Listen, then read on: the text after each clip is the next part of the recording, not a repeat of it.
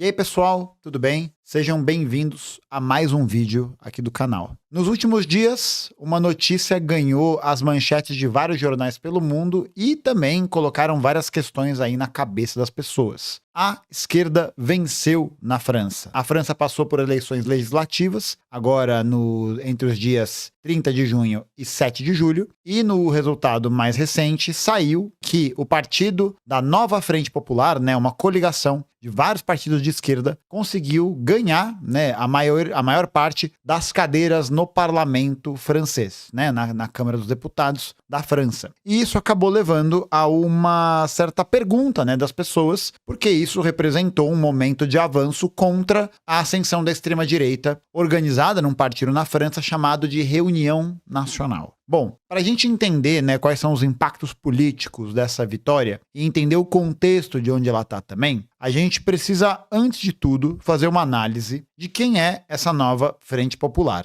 ou a Nouvelle Front Populaire, para aqueles francófonos que me escutam. A Nova Frente Popular é uma coalizão formada por alguns partidos de esquerda na França. São eles os ecologistas, o Partido Comunista Francês, o Partido Socialista e a Liga da França Insubmissa. O partido que tem uma notoriedade maior dentre esses todos, também pela sua radicalidade um pouco mais presente no discurso e, sobretudo, do seu líder, do Jean-Luc Mélenchon.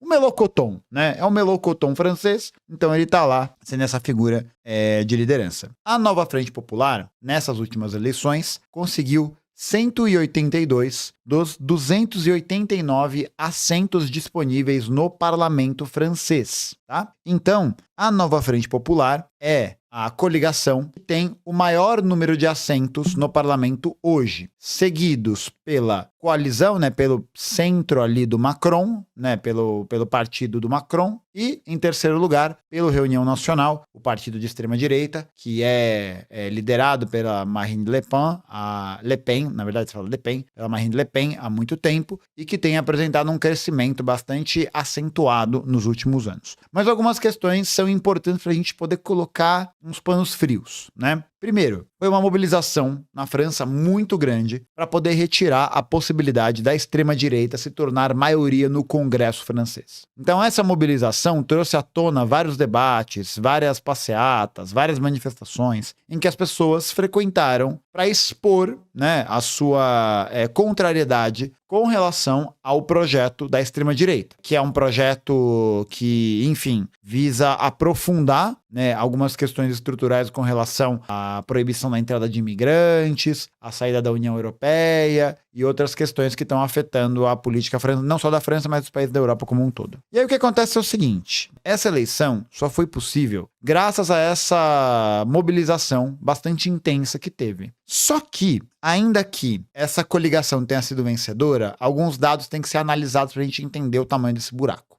O primeiro deles é que a Nova Frente Popular é uma frente que nasce já meio fragmentada. Então esse é um ponto importante. É uma frente de oposição ao Reunião Nacional e é uma frente que tem internamente muitos problemas e discussões sobre a linha política que vai ser dominante e como vão ser feitas as alianças, as políticas, as medidas, a economia e tudo mais. Então, dentro da Nova Frente Popular, a gente tem essas quatro principais agremiações, A Liga da França Insubmissa, o Partido Socialista, os Verdes, os ecologistas e o Partido Comunista Francês. Nenhuma dessas organizações é revolucionária. Em primeiro lugar, nenhuma delas é revolucionária. Nenhuma delas tem caráter revolucionário, nem defende o fim de um projeto do Estado capitalista, blá, blá, blá, blá, blá, blá. Tá bom? O Partido Comunista Francês, por incrível que pareça, e não é tão incrível quando você pega a história, é um partido bem social-democrata, bem rebaixado, tá? E aí, nessas quatro organizações principais, a gente tem a eleição de 74 deputados da França Insubmissa, certo? 74 deputados da França Insubmissa, 59 deputados do Partido Socialista, 28 dos ecologistas e 9 do PCF, do Partido Comunista Francês. Então, a própria unidade da Nova Frente Popular, ela já nasce abalada, porque ela fragmentada, ela representa muito pouco em relação à necessidade da maioria absoluta no parlamento, que é de mais ou menos ali, que precisa de mais ou menos 289 cadeiras, né? Então, para você ter maioria absoluta no parlamento e conseguir governar sem fazer negociações ou concessões, você precisa de 289 assentos, mais ou menos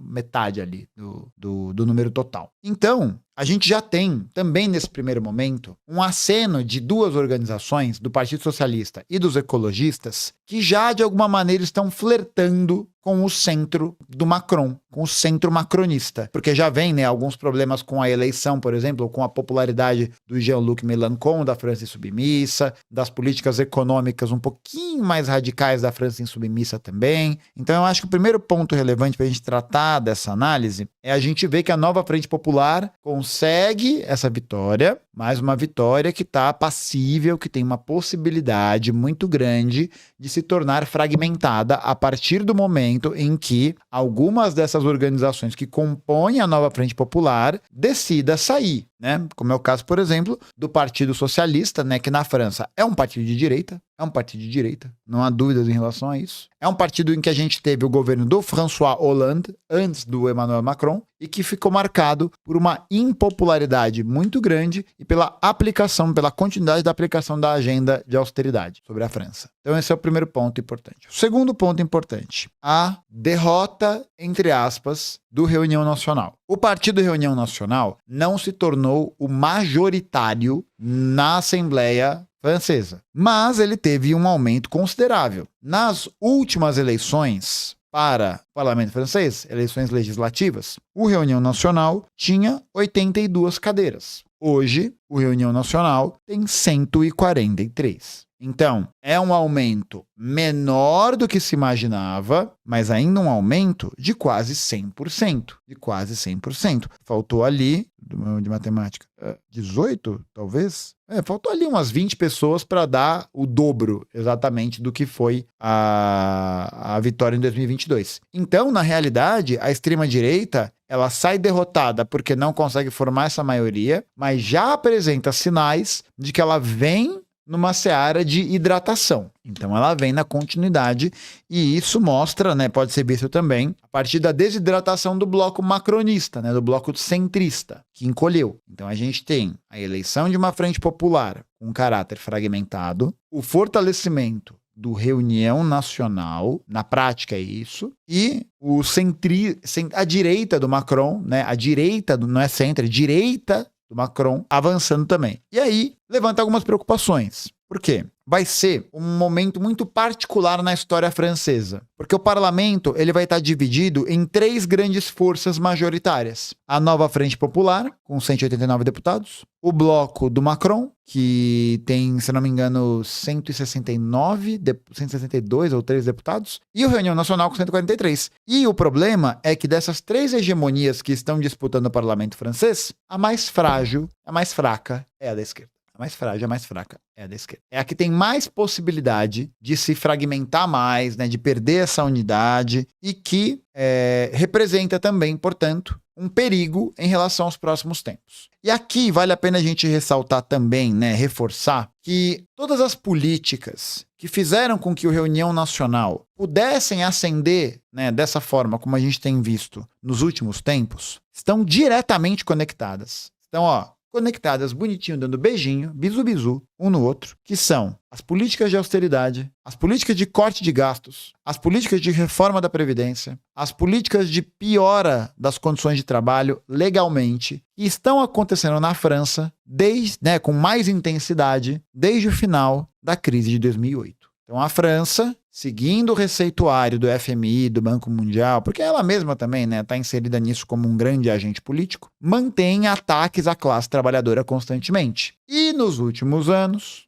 né, a gente viu um movimento que nasceu ali em 2008, que teve um destaque, que foi o Occupy Wall Street. Tem um movimento na Espanha, que são os indignados, alguma coisa assim. E tem um movimento na França também. Tem um movimento do mesmo caráter na França, que vai ocupar a Praça da República em 2016, contra algumas reformas que estavam sendo passadas no Código do Trabalho naquela época. Só que o problema, e aí que está a questão central, o problema é que a extrema-direita conseguiu crescer para a classe trabalhadora francesa exatamente porque expressava essas ideias de indignação, essas ideias de que a vida na França, do trabalhador francês, se encontra em condições cada vez piores. E o Reunião Nacional vai se alicerçar, vai se basear, vai usar como referência para poder fortalecer o seu discurso, o discurso anti-imigração. O discurso anti-imigração, e aí você tem, né, toda a tática ali de como a gente vê o pensamento fascista operando, que é o apontamento de um culpado pela crise, né, por um responsável, tal. E aí você acaba fomentando um processo de criminalização desses grupos, de perseguição a esses grupos, de racismo e tudo mais. Só que com a falta de uma organização e um movimento de esquerda na França que pudesse fazer contraposição à hegemonia das posições liberais, ou seja, um partido, um movimento que representasse os anseios da classe trabalhadora e fizesse pressão contra as políticas de austeridade, contra as políticas liberais, por toda a dinâmica que o Estado francês seguiu até aqui, não existia. Hoje a gente tem um partido na França que está se reorganizando, que é o Partido Comunista Revolucionário da França. É o partido que o PCBR tem um diálogo, tem ali uma proximidade, e eles têm o site deles que eles fazem as análises de conjuntura, que são muito bons também, né? Só jogar ali no Google Tradutor que dá para ler, tranquilo, sem maiores problemas. Mas é preciso ver que essa crise, né, esse momento que a extrema-direita está ascendendo na Europa, é um momento em que a crise do capitalismo está se aprofundando no continente. Está se aprofundando sobre a classe trabalhadora de lá. E o governo de gente como Macron, por exemplo, manteve, inclusive, um detalhe importante para você ver como é um jogo de comadres, né? Um detalhe que eu tinha até notado e esqueci de falar. Esse tipo de política de austeridade que vem sendo tocada desde antes do Sarkozy,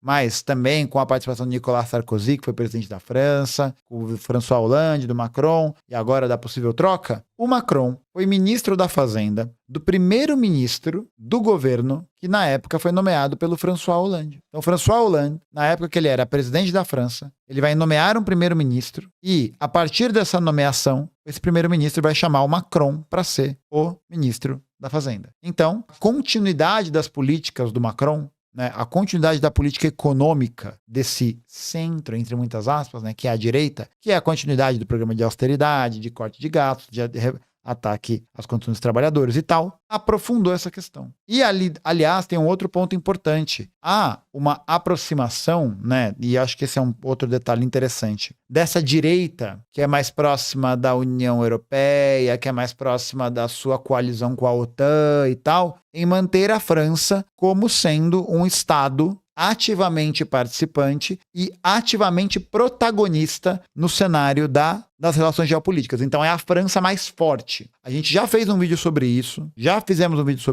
em que eu comento a respeito da retórica, né, de guerra do Macron, e isso está associado com as posições que a França tem no cenário de guerra geral, ligado? Então, tem a questão com relação à guerra da Ucrânia, em que a França está mandando armamento, em que a França está se posicionando favoravelmente à Ucrânia, em que ela visa fortalecer o bloco da OTAN. A gente tem a leniência, né? Meio que, não fala disso, tal, não precisa falar disso agora, tal, do governo francês com relação ao genocídio perpetuado por Israel contra o povo palestino. A gente tem também, isso é uma coisa que quase ninguém falou, poucas pessoas falaram, os ataques coloniais, isso mesmo, coloniais, que a França vem realizando contra o povo Kanak, na Nova Caledônia, um território ultramarino, um nome chique, né, para não falar colônia, e que tem passado por processos de intervenção, processos de participação das tropas do exército francês para dominar as manifestações e rebeliões que tem na ilha por mais autonomia e pela independência.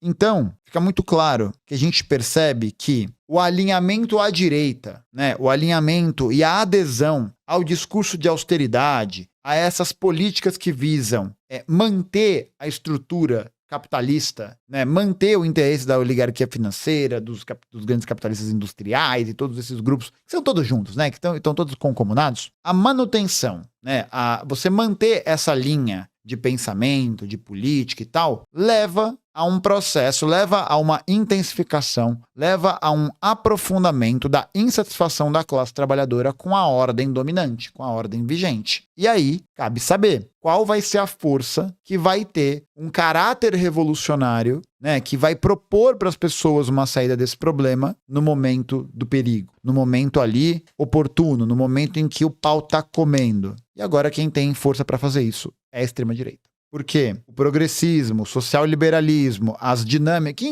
que impactam o Brasil, tá? Ó, o governo Lula seguindo as medidas neoliberais, as medidas ligadas à ponte para o futuro, né? Continuidade do programa político da burguesia brasileira. A continuidade desse projeto político vai levar a um processo de desgaste do governo cada vez maior, como levou no caso do Macron, cada vez maior. Se não é possível construir, e não é, e a história mostra pra gente que não é possível construir uma alternativa que caminhe por esse acordo, né? Caminhe por essa ideia desse bem bolado, é preciso que a gente construa essa alternativa que vai pautar as coisas certas pelo lado certo, sob uma perspectiva, portanto, né, de caráter profundo, sistêmico. Então, esses momentos, eu acho que a eleição da Nova Frente Popular, ela é um exemplo disso, né? Esse momento que o pessimismo precisa se tornar uma arma. O pessimismo precisa se tornar uma arma. Uma arma no sentido de, ao observar o status e a situação que a gente se encontra hoje, perceber que não tem outro caminho para ser construído que não o caminho dessa organização, dessa mobilização e que esteja compromissado para pautar o debate da forma como ele tem que ser pautado. O debate tem que ser pautado a partir do cumprimento dos interesses da classe trabalhadora, mas não só dos seus interesses. Não só dos seus interesses, porque muitos interesses imediatos da classe trabalhadora estão atravessados por ideologia, estão atravessados por senso comum, estão atravessados por perspectivas, por ideias, por comportamentos, por um modo de ver a vida que favorece as classes dominantes. Então não basta só a gente estar cumprindo uma agenda política, que seja uma agenda política que defenda o interesse da classe trabalhadora do ponto de vista econômico, mas que a gente possa entender que pautar esse debate nesse momento,